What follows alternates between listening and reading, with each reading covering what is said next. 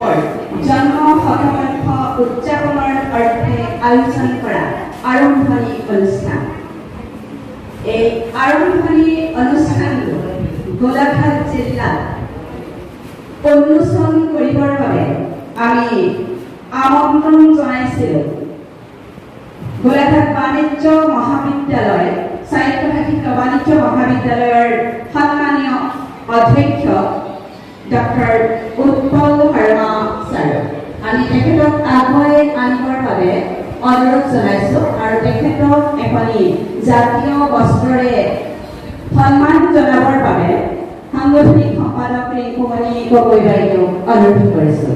আমাৰ মাজত এয়া উন্মোচক গোলাঘাট বাণিজ্য মহাবিদ্যালয়ৰ অধ্যক্ষ ডক্টৰ উৎপল শৰ্মা ছাৰ। আমি তেখেতলৈ মাইক্ৰফোন অৰ্পণ কৰিছোঁ।